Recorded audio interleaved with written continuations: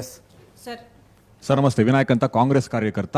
ಓ ಬಾರೋ ಅಪರೂಪದ ಮುಳ್ಳಂದಿ ಬಾಬಾ.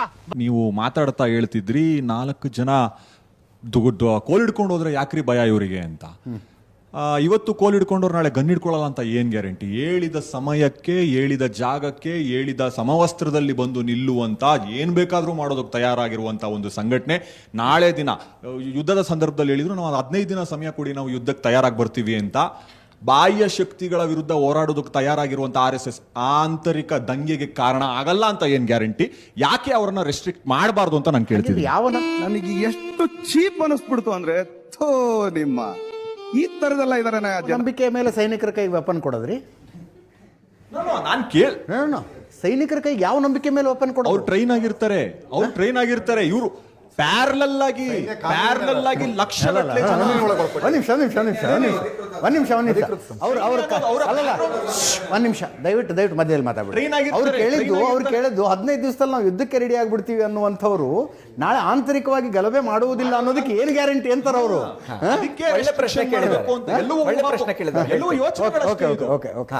ಒಳ್ಳೆ ಪ್ರಶ್ನೆ ಕೇಳಿದ್ದಾರೆ ತಾವು, ಕಾಂಗ್ರೆಸ್ ಕಾರ್ಯಕರ್ತರು ಅಂತ ಹೇಳಿದ್ರಿ. ನಾನು ಒಂದು ಪ್ರಶ್ನೆ ಕೇಳ್ತೀನಿ. ನಿಮ್ಮ ನಾಯಕರು ಸಜ್ಜನ್ ಕುಮಾರ್ ಆಗಿದ್ರು, ಸಿಖ್ರ ನರ್ಮೇದ ಮಾಡಿದ್ರು, ನೀವ್ ಯಾಕೆ ಮಾಡಲ್ಲ ಅಂತ ನಾನು ಕೇಳ್ಬಿಟ್ರೆ, ನಿಮ್ದೇ ನಾಯಕರಾಗಿದ್ರಪ್ಪ. ಇಂದಿರಾ ಗಾಂಧಿ ಅವರು ಎಮರ್ಜೆನ್ಸಿ ಹೇರಿದ್ರು ಸಂವಿಧಾನನ ಸಸ್ಪೆಂಡ್ ಮಾಡಿ. ನೀವ್ ಯಾಕೆ ಮಾಡಲ್ಲ ಅಂತ ನಾನು ಕೇಳಿದ್ರೆ, ಅದಕ್ಕೆ ನಿಮ್ಮ ಮೇಲೆ ನಿರ್ಬಂಧ ಹಾಕಬೇಕು, ಆಮೇಲೆ ನಿಷೇಧ ಹಾಕಬೇಕು ಅಂತ ಹೇಳೋ ಅಷ್ಟೇ ಬಾಲಿಶವಾಗಿದೆ ಈ ವಾದ. ಅದೇನ್ ಮಾತಂತ ಹೇಳಿದ್ರಿ ಸರ್ ನೀವು? Really hats off sir, hats off. ದೊಣ್ಣೆ ಹಿಡ್ಕೊಂಡ್ರೆ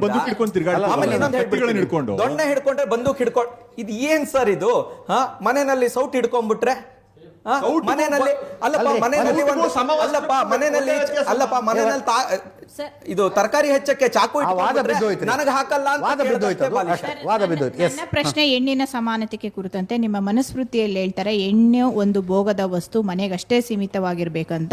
ನಿಮ್ಮ ಪಥಸಂಚಲನಗಳು ಇವಾಗ ಏನ್ ನಾವು ನೋಡ್ತೀವಿ ಅಲ್ಲೆಲ್ಲೂ ಸಹ ಹೆಣ್ಮಕ್ಳು ಕಾಣಿಸಲ್ಲ. ಹಾಗೆ ಸರಸಂಘದ ಯಾವುದೇ ಒಂದು ನಿಮ್ಮ ಘಟಕಗಳಲ್ಲಿ ಅವರು ಇರಲ್ಲ. ಪಥಸಂಚಲನದಲ್ಲಿ ಹೆಣ್ಣು ಮಕ್ಕಳು ಯಾಕೆ ಭಾಗಿಯಾಗಲ್ಲ? ಅದು ಗಣವೇಶದಲ್ಲಿರಬಹುದು.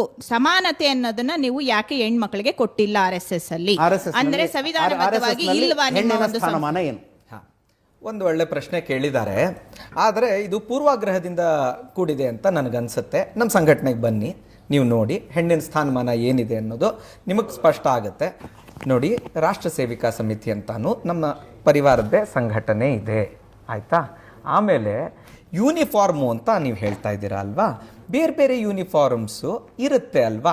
ಈಗ ನಾನು ಯಾಕೆ ಚೂಡಿದಾರ್ ಹಾಕೊಂಡಿಲ್ಲ, ಸೀರೆ ಉಟ್ಕೊಂಡಿಲ್ಲ ಅಂತ ನೀವು ಕೇಳ್ದಂಗೆ ಆಯಿತು. ರಾಷ್ಟ್ರ ಸೇವಿಕಾ ಸಮಿತಿ ಅಂತ ಒಂದಿದೆ, ಅದರದ್ದೇ ಆದಂಥ ಒಂದು ಯೂನಿಫಾರ್ಮು ಅದಕ್ಕಿದೆ, ಅದರದ್ದು ಪಥಸಂಚಲನ ನಡೆಯುತ್ತೆ.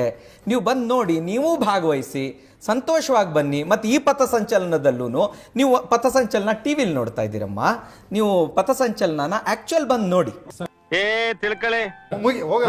RSS ಒಟ್ಟಾರೆ ಸಿದ್ಧಾಂತ ಇರೋದು ಹಿಂದುತ್ವನಂಥದ್ದು. ಈ ದೇಶದಲ್ಲಿ ಯಾವುದಾದ ಅಸ್ಪೃಶ್ಯತೆ, ಅಸಮಾನತೆ ಮತ್ತು ಸಾಮಾಜಿಕ ಅಸಮಾನತೆ ಬಗ್ಗೆ ಆಗಿರ್ಬೋದು, ನಿರುದ್ಯೋಗ, ಬಡತನ ಮತ್ತು ಇಂಥ ಸಮಸ್ಯೆಗಳನ್ನ ಇಟ್ಕೊಂಡು ರಾಷ್ಟ್ರ ಮಟ್ಟದಲ್ಲಿ ಒಂದೂ ಕೂಡ ಬೀದಿಗಿಳಿದು ಹೋರಾಟ ಮಾಡಿದಂಥ ಉದಾಹರಣೆಗಳು ಇಲ್ಲ.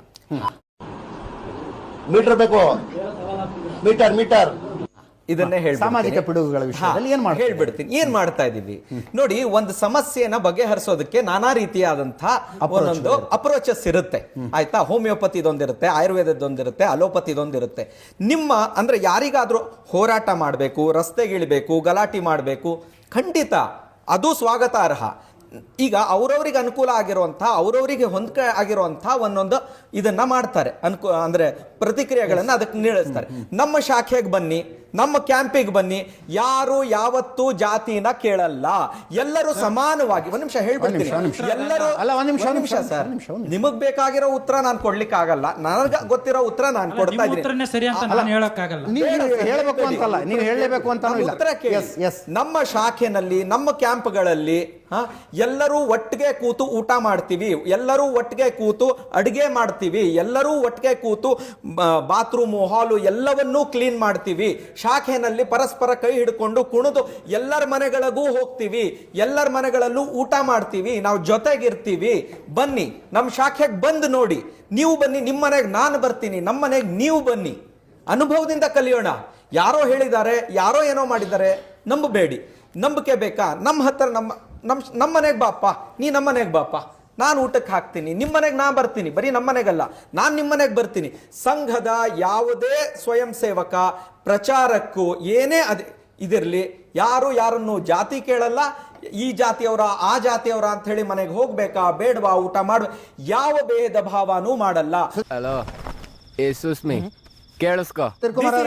ಇದನ್ನ ಒಪ್ಕೊಳ್ತೀರಾ? ಅಲ್ಲ, ಇದನ್ನ ಒಪ್ಕೊಳ್ತೀರಾ? ಊಟ ಮಾಡೋ ಪ್ರಕ್ರಿಯೆಗಳಲ್ಲಿ ಈ ರೀತಿ ಒಟ್ಟಿಗೆ ಆಟ ಆಡೋ ಪ್ರಕ್ರಿಯೆಗಳಲ್ಲಿ ಜಾತಿಯನ್ನು ಅವ್ರು ಕೇಳಲ್ಲ ಅಂತ ಏನು ಹೇಳಿದ್ರು RSS ಚಟುವಟಿಕೆ ಒಳಗೆ, ಅದು ಸತ್ಯ. ಸತ್ಯ. ಆದ್ರೆ ಇದೊಂದು ಎಡಿಟ್ ಮಾಡಿ ಇಷ್ಟಕ್ಕೆ ಬರಬಾರ್ದು. ಆದ್ರೆ ಅದೇನಾಗುತ್ತೆ ಅಂತಂದ್ರೆ ದೊಡ್ಡ ದೊಡ್ಡ ಪದಾಧಿಕಾರಿಗಳನ್ನ ಮಾಡಬೇಕಾದಾಗ ಯಾರನ್ನ ಎಲ್ಲಿ ಏನ್ ಕೂರಿಸ್ಬೇಕು ಅನ್ನೋದು ಮಾತ್ರ ಯೋಚನೆ ಮಾಡಿ ಕೂರಿಸ್ತಾರೆ ಅಷ್ಟೇ. ಅದು ಸತ್ಯ. ತುಂಬಾ ಯೋಚನೆ ಮಾಡಿಯೇ ಕೂರಿಸ್ತಾರೆ, ಕೂರಿಸಿದ್ದಾರೆ. ಮತ್ತು ಸರಕು ಸಂಘ ಚಾಲಕರ ಪದಾಧಿಕಾರತ್ವದಿಂದನೂ ಅದು ದೇಶಕ್ಕೆ ಅವ್ರಿಗೆ ಉತ್ತರ ಕೊಡೋದಕ್ಕೆ ಕಷ್ಟವಾದ ಪರಿಸ್ಥಿತಿಲಿದೆ. ಮುಂದಿನ ದಿನಗಳಲ್ಲಿ ಬದಲಾವಣೆ ಮಾಡ್ಕೊಂಡು. ರಾಜಕೀಯ ಪಕ್ಷಗಳಲ್ಲಿ ಕೇಳ್ತಾರಲ್ಲ, ನೀವು ಯಾವ ಜಾತಿ ಯಾವ ಉಪಜಾತಿ? ರಾಜಕೀಯ ಪಕ್ಷ ಒಂದು ಪಕ್ಷ ಅಂತ ಹೇಳ್ತೀವಿ, ಎಲ್ಲ ಪಕ್ಷದಲ್ಲೂ RSS ನಲ್ಲಿ ಇದೆಯಾ? ಅದು RSS ನಲ್ಲಿ ಜಾತಿಯನ್ನ ನೋಡಿ ಶಾಖೆಗೆ ಕರ್ಕೊಂಡು ಹೋಗ್ತಾರೆ. ಇಂಥ ಜಾತಿಯವನೇ ಶಾಖೆಗೆ ಬರಬೇಕು ಅಂತ ಹೇಳಿ ಏನಾದರೂ ಒಂದು ನಿಯಮ ಮಾಡ್ತಾರೆ ಅಂದ್ರೆ ಖಂಡಿತ ಸುಳ್ಳು.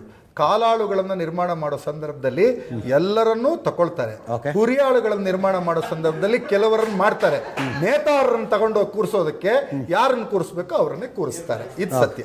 ನೀವು ಆವಾಗಲೇ ಒಂದು ಹೇಳಿದ್ರಿ, ನಾವು ಸಂಘದಲ್ಲಿ ಯಾರನ್ನೂ ಸಹ ಜಾತಿ ಕೇಳಲ್ಲ, ಯಾರನ್ನೂ ಸಹ ನಾವು ಮೇಲು ಕೀಳು ಅನ್ನೋ ಭೇದ ಭಾವ ಮಾಡಲ್ಲ ಅಂತ. ಮತ್ತೆ ಧರ್ಮನ ಯಾಕೆ ಕೇಳ್ತೀರಾ?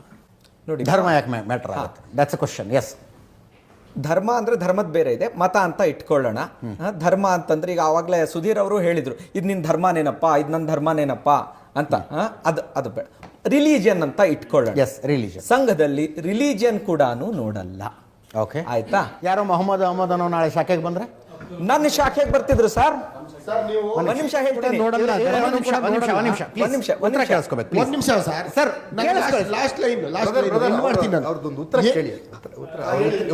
ಸರ್, ಆಮೇಲೆ ನಮ್ಮ ಶಾಖೆಗೂ ನಾನು ನಡೆಸ್ತಾ ಇದ್ದಂತಹ ಶಾಖೆಗೂ ಮಕ್ಕಳು ಬರ್ತಾ ಇದ್ವು.